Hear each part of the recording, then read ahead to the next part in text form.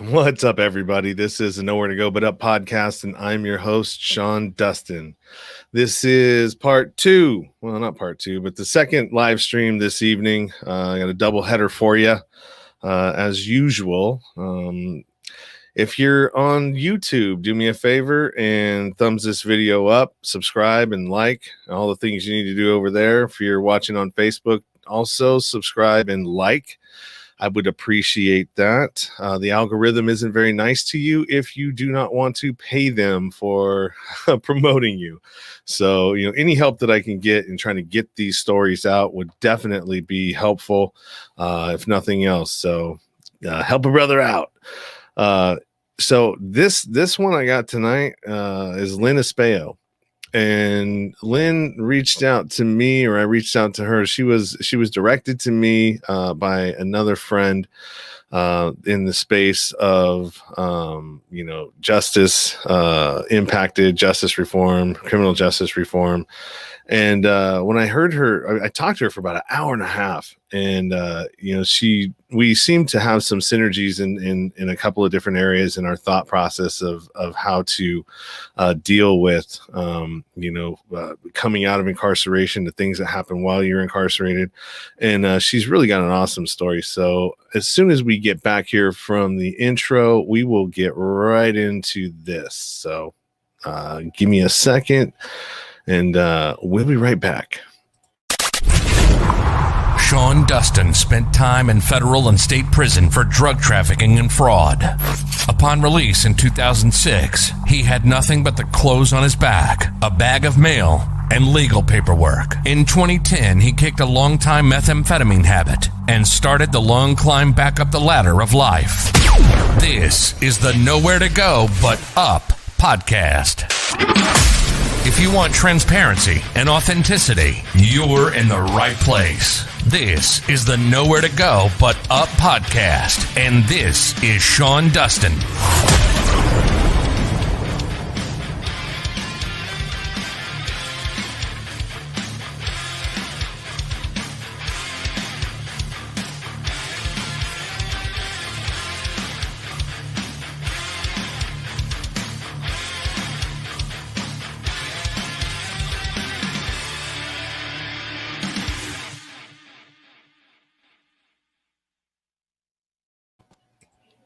Hey, Lynn, how are you? Thanks for having me on. Oh, thanks for coming on. I really appreciate it. We had a long conversation the last time that we talked. It was, like I said, it was about an hour and a half. We really got into your story and into talking about the things that we kind of link up on and share the same philosophies when it comes to the different ways and that we can deal with reentry and incarceration, and how to change public perception and all that good stuff. Yeah, that is true. We did hit on a lot of the same ideas. So let's get into your story, and because you're not the typical person that goes to prison. I mean, you were really a straight-laced woman that you were doing nonprofit work. You go to church. You're into all of these things that you wouldn't even think of that you would find in a federal prison. So tell me about your story and how you ended up in that situation. Well, back from 2007 to 2010, I worked for a group of doctors. And I was asked to do things that I charged some stuff on my credit card. And one thing led to another. I'm not really sure how the federal government got involved. I do know that the doctors were doing some things that they shouldn't have been. So I'm not sure what really transpired. I never got the whole story of that. But at any rate, whenever I kind of got crossways with them, I was assaulted by one of the doctors. I had a lawyer involved, and before I knew it, the feds were involved, and I was being accused of things I had not done. I was their office manager, so to speak, administrator, and I had been one of them's accountant in public accounting is how I had met one of the doctors, and they had taught me into coming to work for them. So I worked for them roughly 4 years before all this happened.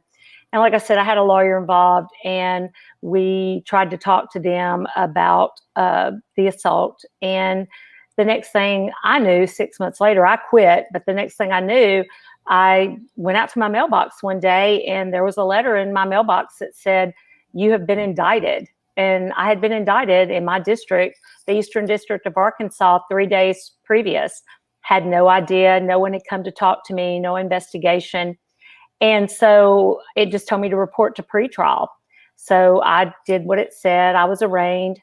And that indictment happened on March the 2nd, 2011. That indictment went on for 14 months. The doctors I had worked for had destroyed all the financial evidence. And the assistant United States attorney that was on my case ended up dismissing that indictment in May of 2012. However, the federal government had actually seized money from my husband and I, our bank accounts. And I continued to fight them after the dismissed indictment for our money back.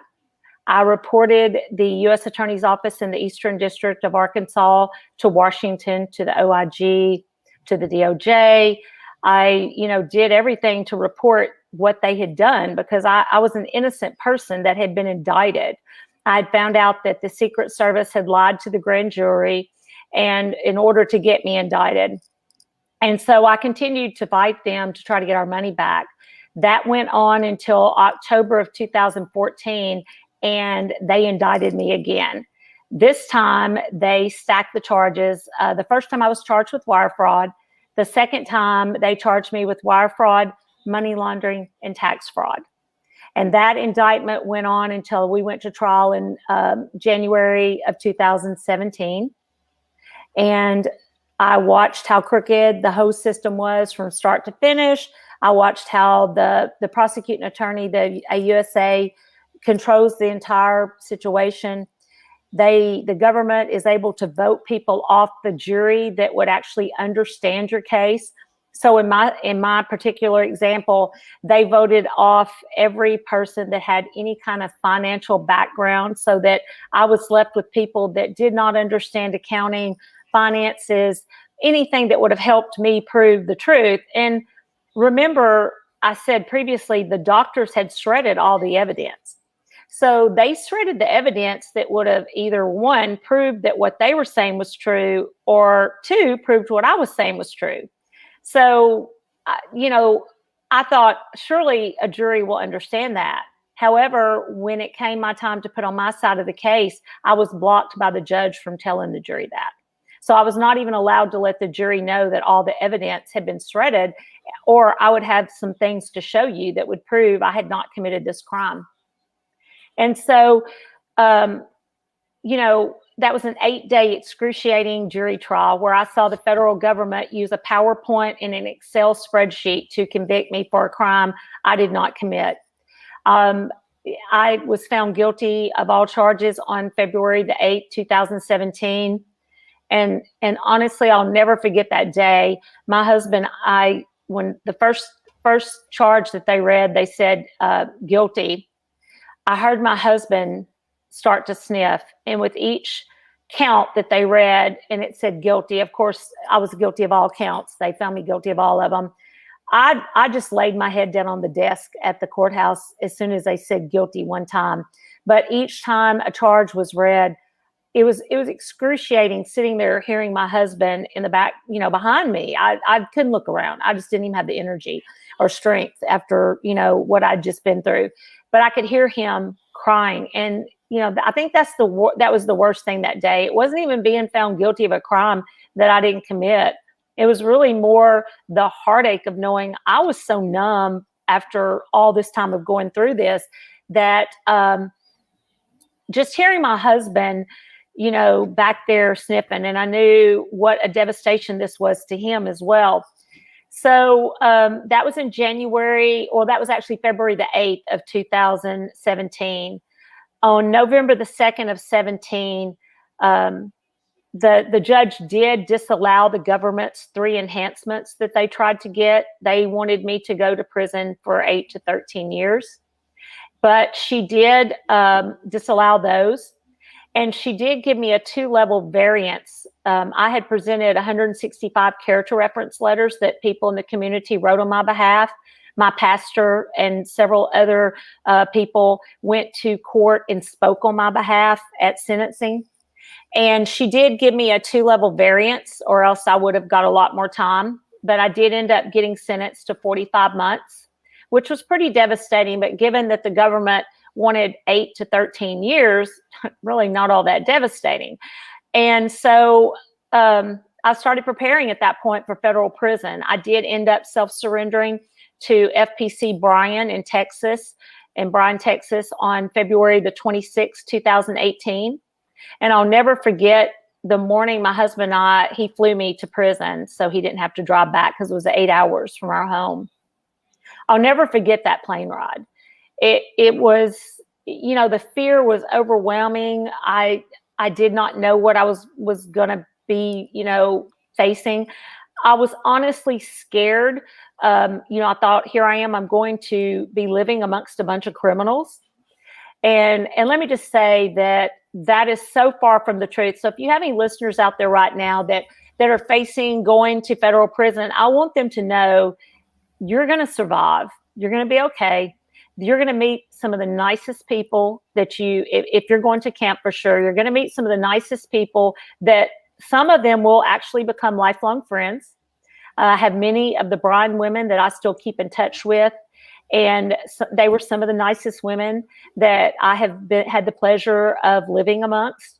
And while most of them were guilty, most of them had just made mistakes. They weren't hardened criminals. We're at a camp.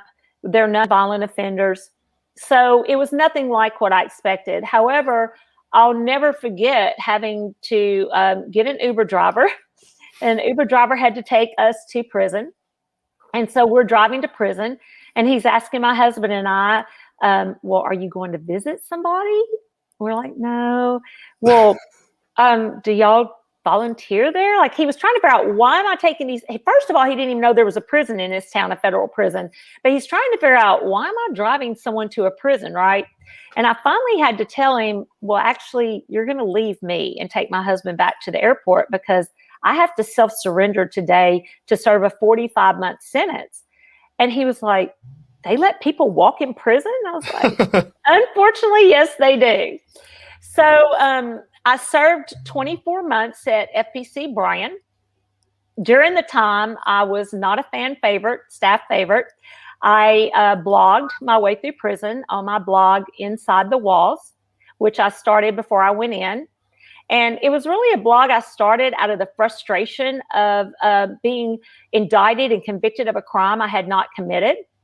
But however, once I got inside prison and continued blogging, it actually became a way for me to make the public aware of the mistreatment of inmates, of how, the BOP does not follow its own policy, how they are not held accountable, how they don't do anything to rehabilitate the people that they are locking up.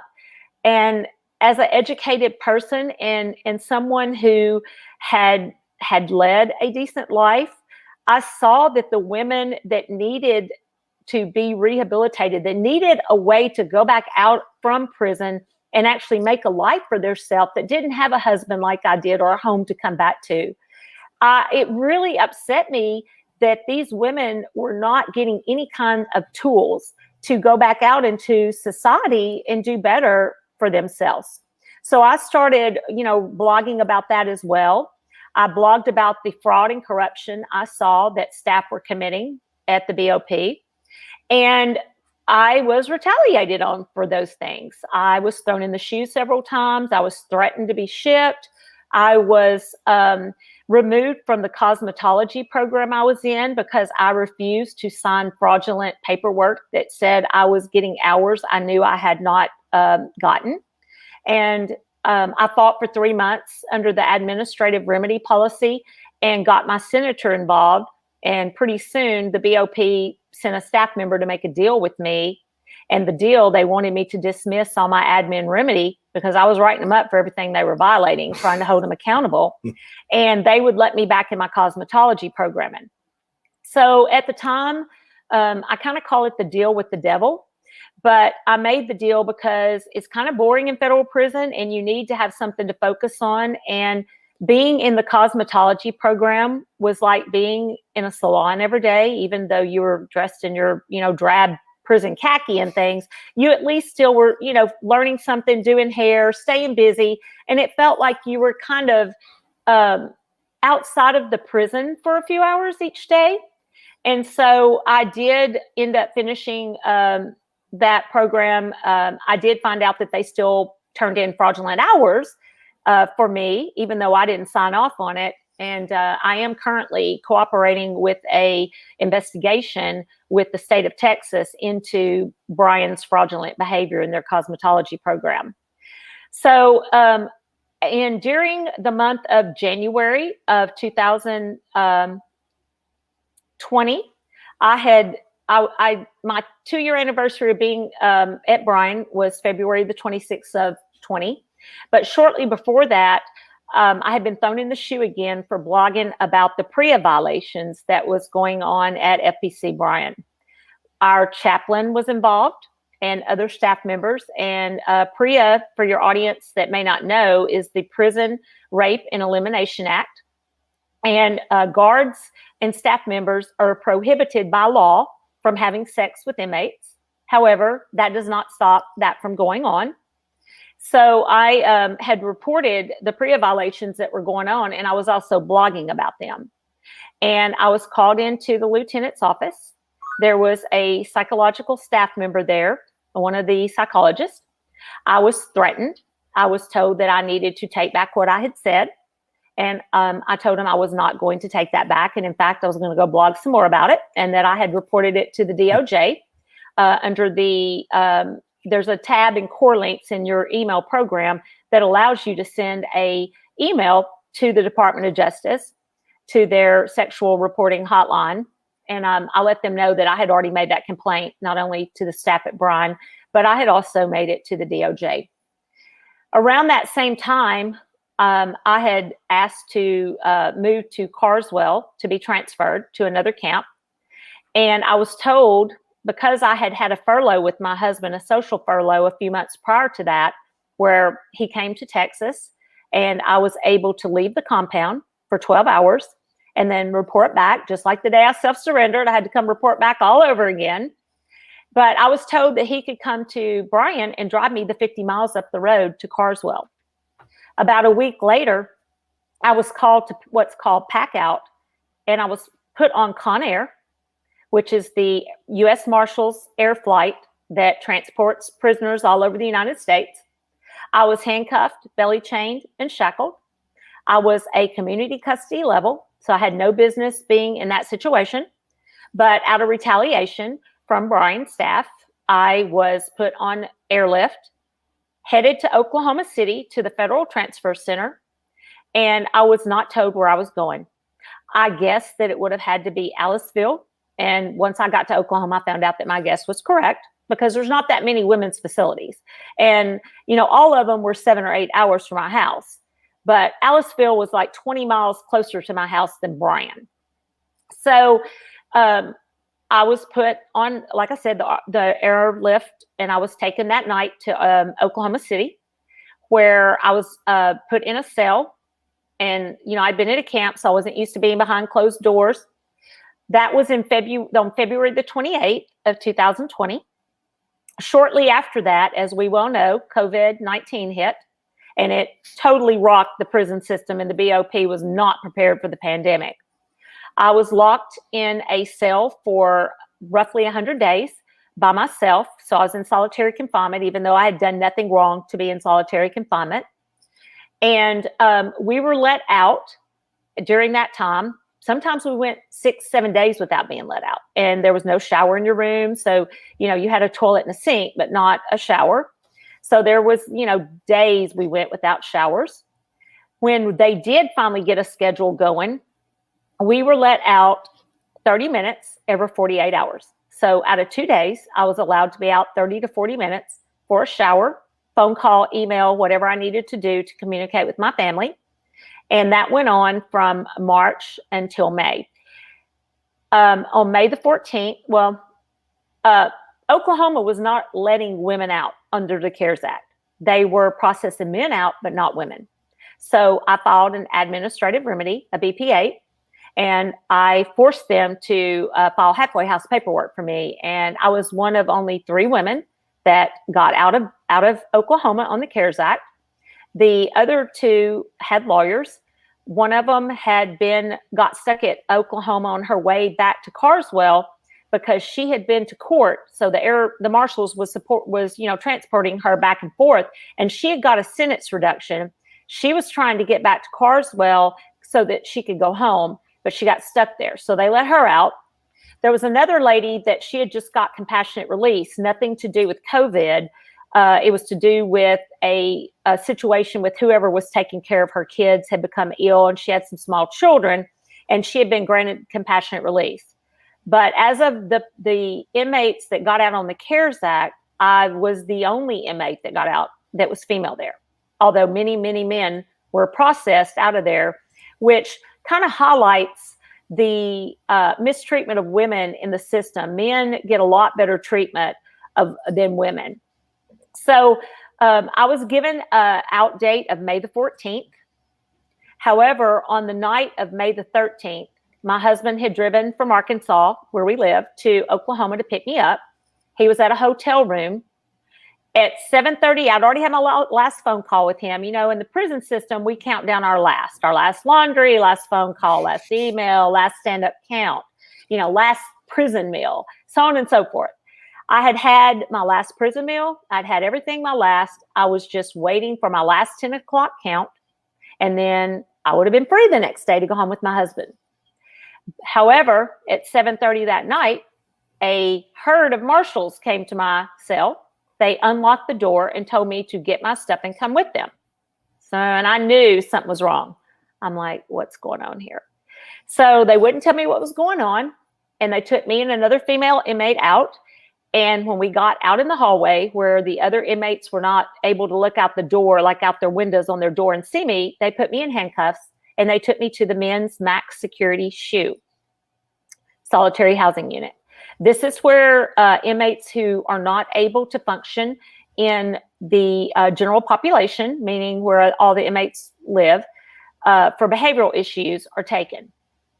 Fights, other things that they do get them put in the SHU. I was handcuffed. I was taken to the men's max security SHU. I was placed in a cell, and I was told that I was not going home the next day. No one would tell me why. I didn't know what was going on. My husband reported the next day to pick me up. And I did not get to talk to him for 2 days after that because I was in the SHU and they would bring you the phone and put it through your door when they wanted you to have a phone call. I was being housed under the same rules as the SHU, meaning I was not allowed to have a comb, hygiene, anything. Even though I was not there for punishment, I was taken there supposedly for quarantine.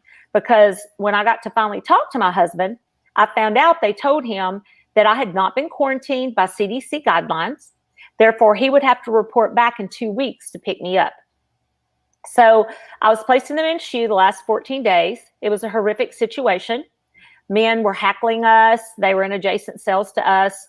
They had pulled a curtain across their cells, but that didn't keep them from talking, to us or us hearing them. I mean, they're just a few feet away. Just because they pull a black curtain across their cell, did not prevent them from knowing we were over there. And they saw us when we walked in. We were paraded through with handcuffs and, the whole 9 yards. And so there was a shower in the cell and, toilet, sink, all that. So for the last 14 days, I lived in what I can only describe as a very chaotic situation where men hackled us, told us what they were doing to each other, told us what they wanted to do to us, et cetera, et cetera. So anyway, I came home on May the 27th last year of 20 under the CARES Act. My husband did come back to get me. When he got there, they turned him away again, told him I couldn't leave again. And I don't know, they had something messed up in the paperwork. Well, I was going off on them at that point. I said, I'm fixing to write you up. This is not going to happen. And so the doctor one of the doctors did not like it that we had been put in the men's shoe to start with. She was very upset about it. So she said, hold on, Mrs. Espejo, just calm down. I'm fixing to do something. Because once I got put in the men's shoe, I started having panic attacks. My anxiety went through the roof with everything I was dealing with in there. And I started having full-blown panic attacks. And that was the first time that had happened during my incarceration. I believe I had some anxiety during the times I was retaliated on by the Bryan staff, but I did not have, full-blown panic attack at all. I did pretty well. So she went and worked some kind of magic, and pretty soon they came back and got me, and they let me leave on a furlough that day. So I went home on a furlough the first day and was told to report to the halfway house the following day for an ankle monitor to be placed on me, and that the halfway house would be monitoring me on my home confinement. So I was allowed to go to my home, not stay at the halfway house, but I had to go to orientation and get an ankle monitor. So I was on the ankle monitor from May until January of this year, before the BOP decided that they were not happy with me speaking out against them. So once I got home, I continued blogging. I did podcasts such as yours. I did my own radio show. I was calling them out. I was on Twitter calling out the BOP for what they were doing to the inmates I left behind. And at one point in late December, right around Christmas time, Piper Kerman of Orange is the New Black, she retweeted one of my tweets. It was about a blog about Brian, about the mistreatment of inmates. And you can imagine it went viral thanks to Piper. And so Brian took great offense to that. They contacted my future PO, someone that was not over me yet, but my future probation officer. And they sent an email saying that I had hired a mobile billboard to circle the prison to bring awareness to the fact that inmates were not being allowed visits or to call home for Christmas. And while I did blog about that billboard, I'm not the one that hired it. But even if I had not violated any kind of rule. However, they sent the Bryan staff sent an email to my future PO, and they knew very well it was future PO because I was still under the BOP.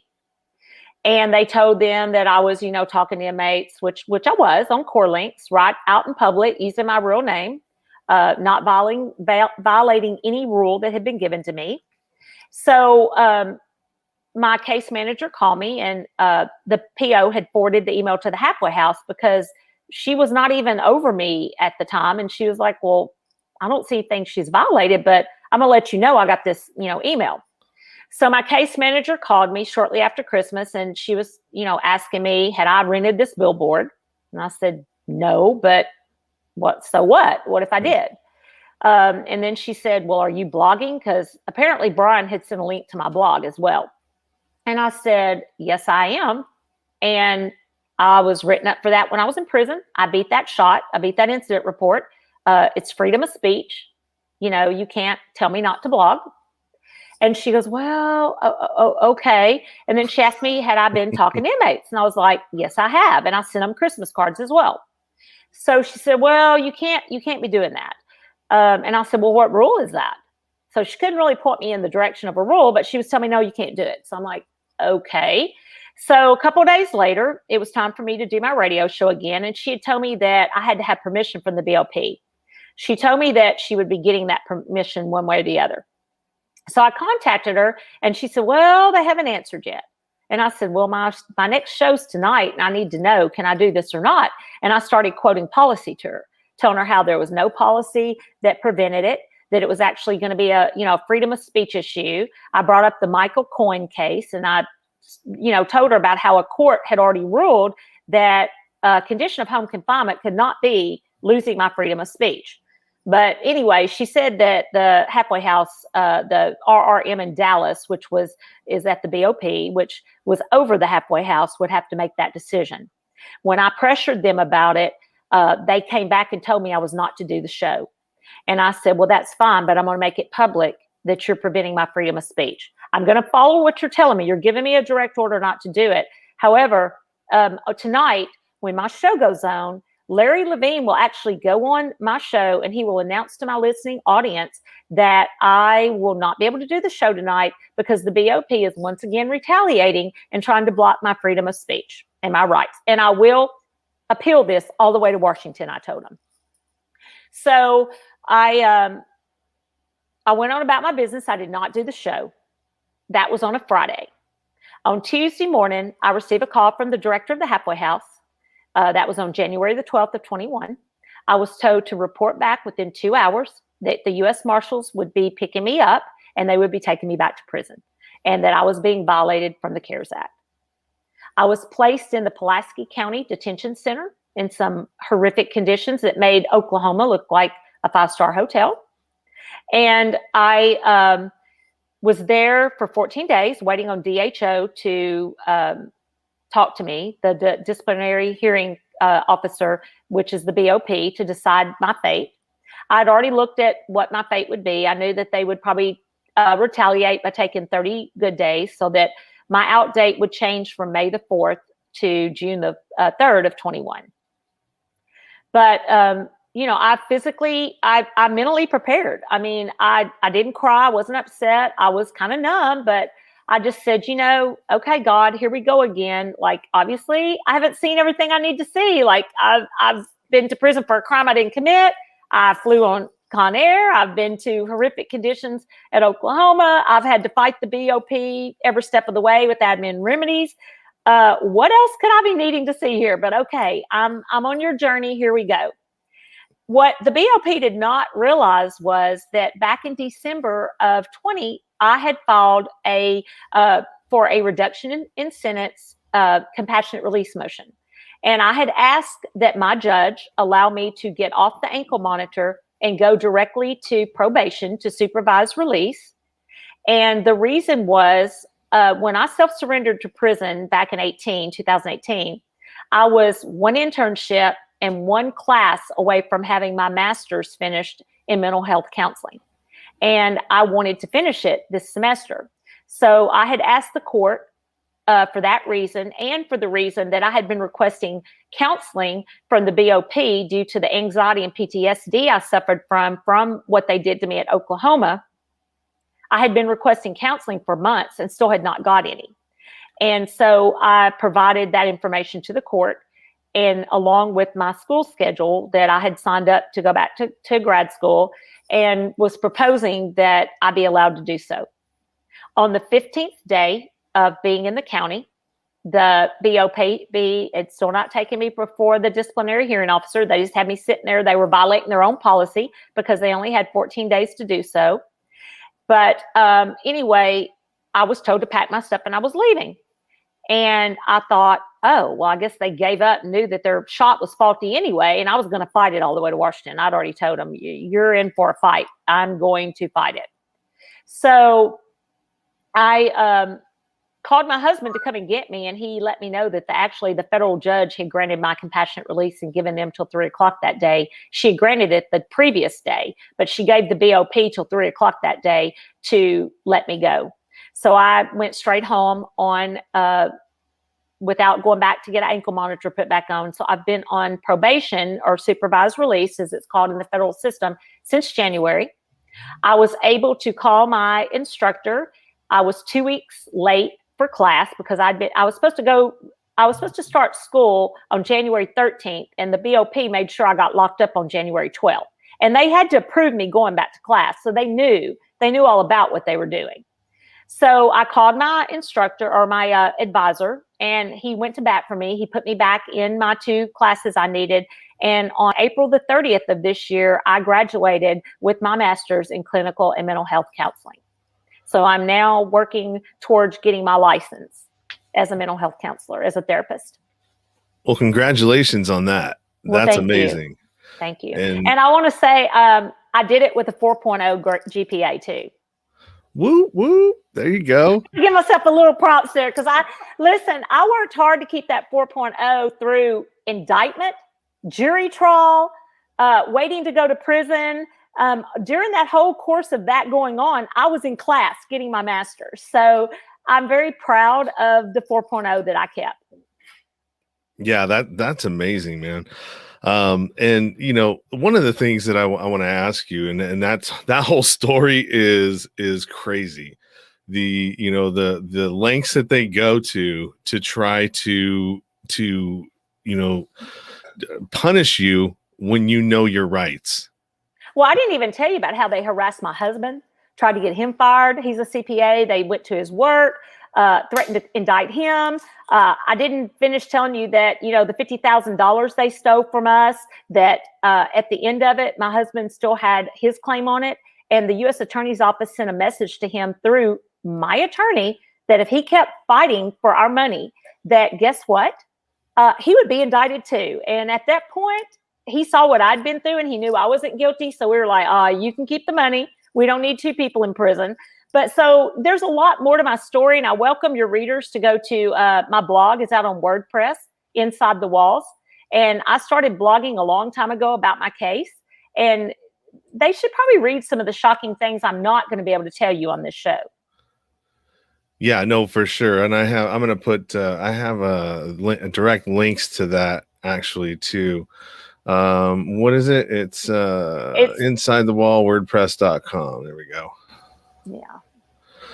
So what I want to ask you something with so you had an idea, well, not even an idea, you thought that the justice system really was about, justice and trying to, whatever that they condition us to believe it's about. That was you, right? Oh, I truly believed. I figured, my husband and I always said, even though this went on for so long and it was so devastating to our family with it being in the paper, and you can just imagine two professional people, but I truly believed when I got to court that the nightmare would end. However, little did I know the nightmare was just beginning. At one point during trial, even when the government was putting what I call their dog and pony show on with their PowerPoint and, just things that were not true, but really, looked believable. I literally leaned over to my attorney and said, if I didn't know the truth, I think I would believe all this. Like, I was getting nervous because they made it look so real, and everything they were saying, I was in shock that and the thing is, what the American public are not aware of, I went to the grand jury during this time. I was not allowed to have a lawyer present. You're not allowed to take one to the grand jury. You're just up against a prosecutor with no, lawyer. What I learned also from a jury trial was, besides the fact that they vote everybody off and just keep people they want on the jury, it's the government's theory of the case. It doesn't have to be factual. It's what they say happened. And that's the thing they put in your pre-sentence report and everything that follows you through the BOP. It's just what they say happened. There's no factual evidence, maybe even backing it up, because like I told you, all the evidence got shredded. And it's unbelievable to me that they can just get up. The government, our government that's supposed to be for us, my taxpayer dollars pays their salary. They can just get up and be crooked. We caught the prosecutor hiding evidence. We caught the IRS agent sharing our tax returns with other people. I proved this to the judge. We did in pre-trial by having testimony of people that came forward that the email was even sent to with the tax returns, proving that the IRS agent had lied on the stand and said that wasn't true. And then we go, well, hold on, let's get this witness. And the witness, tells everything, but the judge did nothing. Nothing happened to any of them. There's immunity for prosecutors. There's nothing will happen to them. The IRS agent, I don't know. I reported him all the way to the OIG, the Office of Inspector General. I don't know that anything ever happened because he kept being an IRS agent. So I seriously do not believe the government is capable of policing theirself. And so, the whole system, and I know you and I talked about this in our phone call where I say the system is broken. And you said, but no, the system is not broken. It's operating just like it was designed to do. It's just not a good system. And there's a lot of truth to that. But when you're a person that truly believes in our system, and you think, when I get my day in court, this nightmare is going to end because I can prove the truth. Nobody that's innocent is going to go to jail, yada, yada, and then you find out your whole family changes the way they look at the system. I mean, no, my family does not look at our system the same. There's no way. My friends don't look at it the same because they know I didn't commit this crime, yet I was forced to go serve time at a federal prison. And they were forced to come and see me there. I had friends from church, friends that are just my girlfriends. My husband came every 4 to 6 weeks to see me. My kids had to come there, during this time. I was fortunate. I had people, a support system. I had people that were there for me. Unlike a lot of the women that I served time with, I had money on my books. My husband was able to do so. So I had a fairly cush, if there is such a thing, prison life. And, I had support that came. I had visits. It's so hard for women that family turns their back on them. And one of the things that I think causes a lot of the anxiety and the mental health issues that come from this, not only is the environment you're thrust into, because for me, it was not like anything I'd ever experienced. Prison is very loud. There are fights. There are, people that you are forced to live in a room with the size of, a closet with 4 people living in with 4 lockers. And some people do not have your same lifestyle or your same level of cleanliness or, we're just all from different walks of life and you're all thrust together. And so there are lots of obstacles to overcome. And I think a lot of that is what causes some of the mental issues that go on, some of the anxiety, the PTSD. But the main part of it is the way staff treat you and talk to you there.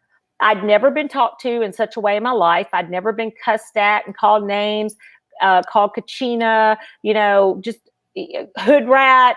You wouldn't believe the things they called us. Medical staff treat you horrible. I was allowed to get skin cancer when I was there, even though they had my medical records. And it was recommended by my dermatologist who had been removing pre-cancer cells that I go to a dermatologist every 6 months. Never once did they take me. I kept showing them spots and they kept telling me, mind you, these aren't doctors treating you. These are physician assistants and there's no doctor there supervising them. So your medical health care is being decided by people that are physician's assistants. And so, they don't care either. That's even the worst part of it is they don't care. They're not like a bedside manner like you're used to having in the medical field. They are very hateful to you. They are, you can't get an antibiotic. You can't get any kind of medicine. They take women. I saw that women that needed psych meds were taken off their meds cold turkey. So people go into downward spirals like that. And fortunately for me, I wasn't on any psych meds, but I was on an anti-inflammatory and they wouldn't even let me have that. And so it is, Pamela, actually, I am planning to do so. My husband keeps on me about that. But, the system is so messed up and it is from start to finish. And like I said, it's all about retaliation. It's not about rehabilitation. There is nothing, hardly any programming being given to people to prepare them for reentry. I was the reentry clerk was my first job in prison. And what we were giving people was minimal. People were not getting help even to get a driver's license or social security card or any type of identification even before they left back out of there. And, you can't even open a bank account. You can't even fly without identification. I guess you can ride the bus because the BOP, paid for bus tickets to send people home when they left prison. But they're sending people back into society so unprepared, and not everyone has resources to, go and get those things. People don't have a car waiting on them. People don't have a home waiting on them. They don't have a husband like I do who is supportive and was here waiting on me to come back and in our home that we lived in and with a car for me. Not everyone is blessed like I was. And so, I just wish that society would realize that, number one, we're not making society better by locking more people up. First of all, I would argue that any person that is a first-time nonviolent offender should be serving time in their community, that they should be in rehab or whatever type of community programming that would be out there to help them actually rehabilitate and do something with their life. There was children I saw at visitation that would cling to their moms. It broke my heart. We're not making families better. We're putting emotional scars and mental scars on children because we're ripping their mom away from them, their dad, and putting them in prison for nonviolent crimes. And it's horrific, and it's creating a generational circle of mental health issues. And I think that what people need to realize is that if you are a nonviolent offender, you're going to come back into your community at some point. They're going to be your neighbor. They're going to be your coworker. They may be a friend. You may not even know they have a criminal record. And we're not helping society when we are actually making people worse than what they were when they went in. Because I didn't have PTSD, anxiety, any of these things. Even after 2 indictments and a jury trial, I didn't have those issues until I was in prison. So I think that there's a lot of things we could do better as a society. And I'm trying to use my new degree to bring attention to that. I'm currently doing a series on my Inside the Walls and Beyond page on Facebook, where I'm interviewing people and talking about the mental health issues. And one of the things that I just made public last week was we have the most drug offenders in the history of the last 30 or 40 years incarcerated at the current time, and drug crimes have not gone down.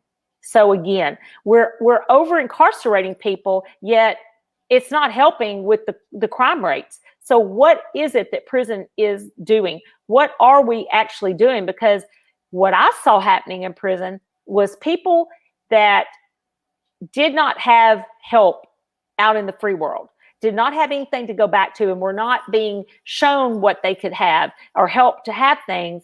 A lot of them flat told me that when they got home, they would have to go back to selling drugs because that's the only way they could eat. They didn't have any way to pay their bills. And again, the BOP was not giving them a way to go out any better.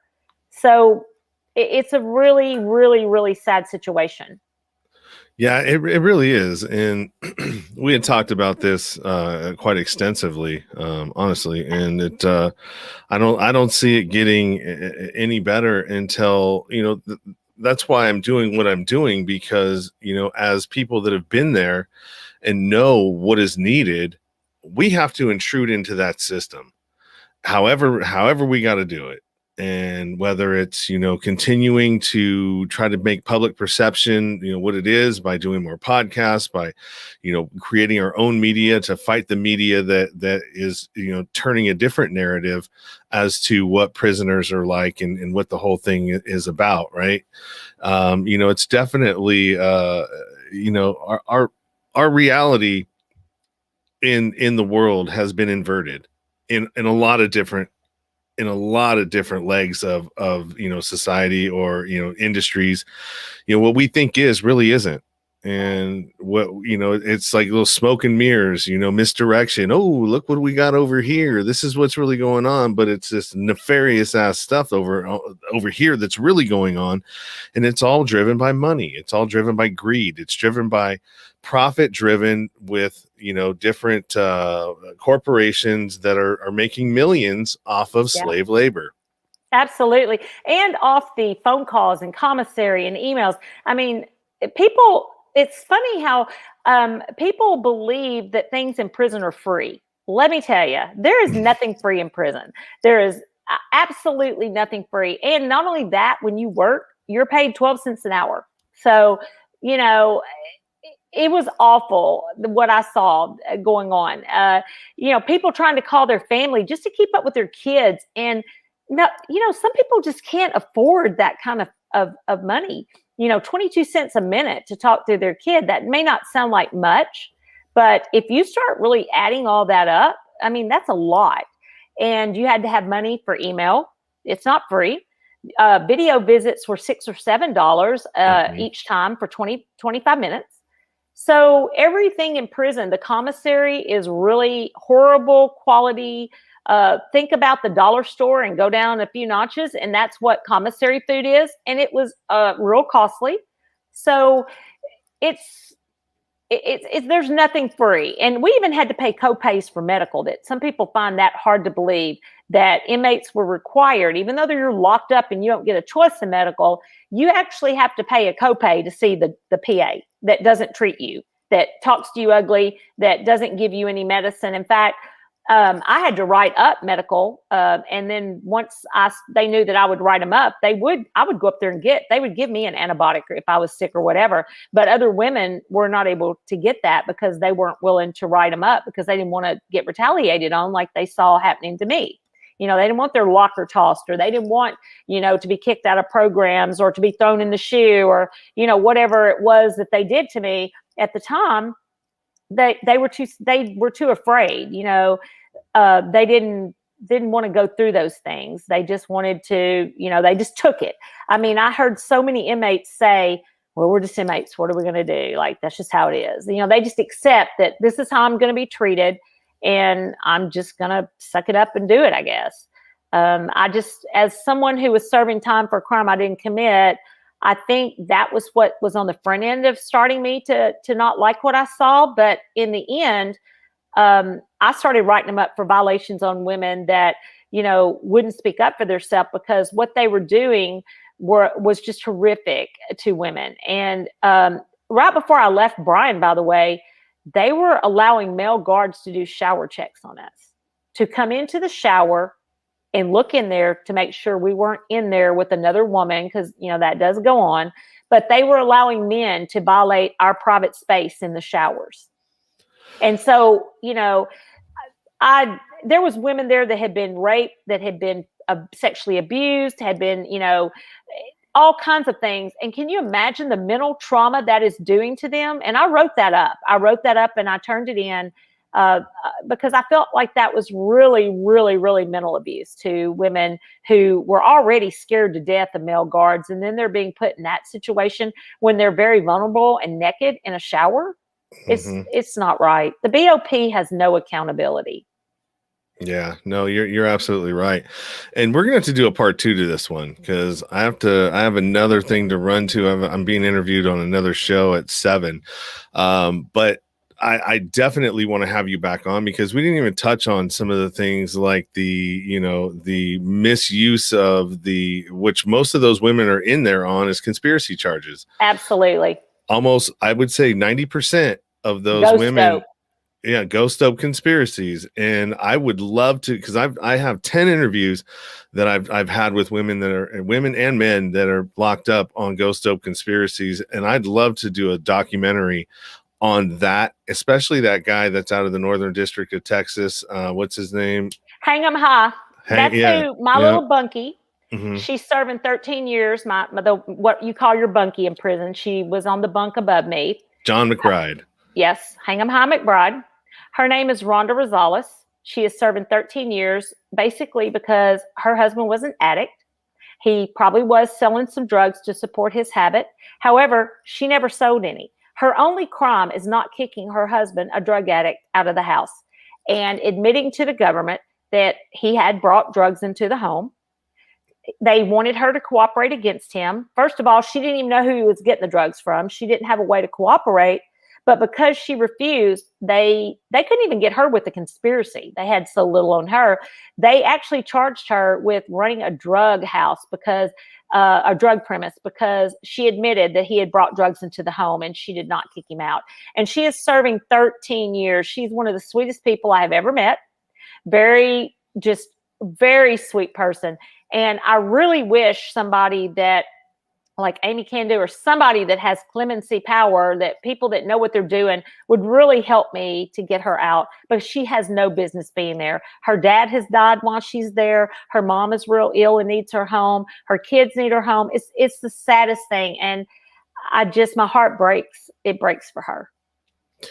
Well, yeah. And then that's kind of what you're on my nonprofit organization now. You're on the board of directors. And we're going to figure out how to do this justice impacted TV to go along with that and figure out some way to start, blasting out all of this stuff and, try to make a difference there, as My well as goal it. is to get before Congress. I want to talk to the people that make decisions and let them know what they're doing by locking people up like that. I want to show them what it did to my life. It doesn't matter. Even if I was guilty of the crime that they said I committed, I should never have went through what I went through. And that is the point I want to make. At this point, to me, it's not about being innocent in the system. It's about the system in general and the changes that need to be made for us to be a better benefit to society. And, what we've got is just not working. And it's time that we admit that. And it's time that we make changes. And it's time that Congress steps up to the plate and makes some changes, and to hold the BOP accountable for what they do, the mistreatment of inmates. Well, not only them, but also that whole qualified immunity's got to Oh, go. yeah. To be able to do whatever you want without recourse or reprimand or any consequences whatsoever, even when you make a bad decision or you make the wrong choice, or the whatever it is that you do, there's no incentive for you to do your job right. Right. And just like with us, when they seized the money, they used the Patriot Act. That act was passed after 9/11 to be used against terrorists. However, they're using that to seize money from American citizens. And once they take your money is considered guilty until you prove it innocent, or your asset. It doesn't just have to be money. It can be your house. It can be a car, any asset. And so they're taking that act, the Patriot Act, that was to be for terrorists, and they're using it to basically pad their own pockets, because, by the way, they get that money for their budget. Some of it even goes into their retirement plans. So what incentive is it for them to be honest in that arena when they're going to benefit from it? Mm-hmm. There's no checks and balance for a U.S. prosecutor, for a U.S. attorney. There's no checks and balance for the FBI, Secret Service, whatever agent you're dealing with. There is nothing you can do when they mess up and do you wrong. And they do. Yeah, they sure do. All right. Well, I'm going to throw up your Pamela says, thank you once again for a great show. Thank you for listening, Pamela. And I got a couple of people in Clubhouse. Miss Denise, hello. And Irene, thank you for stopping by. I will be doing this on all of the broadcasts coming out as Piping into Clubhouse in a Room.